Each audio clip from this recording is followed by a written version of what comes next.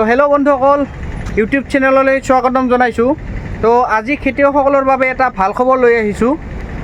ভাল খবৰটো হ'ল, আজি মাননীয় মুখ্যমন্ত্ৰী মহোদয়ে এখন সংবাদমেলত কোৱা মতে, যদি আমাৰ অসমত আগষ্ট মাহলৈকে কোনো ধৰণৰ পৰ্যাপ্ত বৰষুণ নহয়, যদি অসমত আমাৰ আগষ্ট মাহলৈকে কোনো ধৰণৰ পৰ্যাপ্ত বৰষুণ নহয়, তেনেহ'লে আপোনাৰ এই আগষ্ট মাহৰ পৰা আপোনাৰ খৰাং ঘোষণা কৰা হ'ব। গতিকে খৰাং ঘোষণা কৰিলে কি হ'ব, খেতিয়কসকলৰ কাৰণে ভাল খবৰ। খৰাং ঘোষণা কৰিলে কি হ'ব, আপোনাৰ যিবিলাক খেতি আছে সেই খেতিৰ ক্ষতিসাধনসমূহ আপোনালোকে পাব। গতিকে কিমান পাব, 40,000 পৰা 50,000 টকাকৈ আপোনালোকে প্ৰতি বিঘা পাব।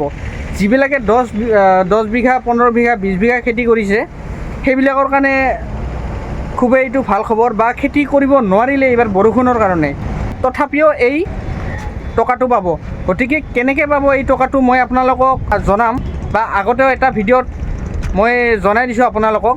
তো আজি এটা নতুন আপডেট আহিছে মাননীয় মুখ্যমন্ত্ৰী ডাঙৰীয়াই কোৱা মতে। তো সেইকাৰণে আজিৰ এই ভিডিঅ'টো মই আপোনালোকক কৈ আছোঁ। তো এই 40,000 পৰা 50,000 টকাটো আপুনি কেনেকৈ পাব, আপুনি এটা অনলাইন কৰিব লাগিব, যিটো অনলাইন হৈছে আপোনাৰ ফচল বীমা। সেই ফচল বীমাটো আপুনি কৰি লওক। এইটো নকৰিলে কিন্তু আপোনালোকে নাপাব। গতিকে ফচল বীমাৰ যিটো আপোনাৰ ডেট আছে, সেইটো জুলাইৰ 31 তাৰিখলৈকে আছে। গতিকে আজিৰ পৰা আৰু 20 দিন সময় বঢ়াই দিছে চৰকাৰে, মানে আগষ্টৰ 20 তাৰিখলৈকে এই ইঞ্চুৰেঞ্চটো কৰিব পাৰিব। ফচল বীমাটো হৈছে এটা ইঞ্চুৰেঞ্চ। গতিকে যেনেকুৱা মটৰ গাড়ীৰ এটা ইঞ্চুৰেঞ্চ থাকে, ঠিক সেইদৰে এইটো এটা ইঞ্চুৰেঞ্চ। ধৰক আপোনালোকে এতিয়া খেতি কৰিব পৰা নাই, বা খেতি কৰিছিল অলপ, কিন্তু ৰ'দৰ কাৰণে আপোনালোকৰ খেতিটো বেয়া হৈ গৈছে। সেই বেয়া হোৱা খেতিটোৰ আপোনালোকে ক্ষতিপূৰণ পাব।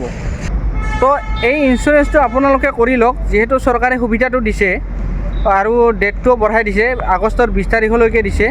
তো এইটো আপুনি কৰি লওক সোনকালে, নকৰিলে কিন্তু নাপাব। আৰু এই অনলাইনটো আপোনালোকে ওচৰৰ CSC চেণ্টাৰত গৈ কৰিব পাৰিব। যিকোনো CSC চেণ্টাৰত গ'লেই হ'ব।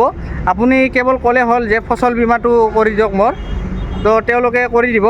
আৰু এই ফচল বীমাটো কৰিবলৈ হ'লে আপুনি আপোনাৰ আধাৰ কাৰ্ড লাগিব, আৰু আপোনাৰ বেংক একাউণ্ট লাগিব, আৰু আপোনাৰ খাজানা ৰচিদ নহ'লে জমাবন্দীটো লাগিব।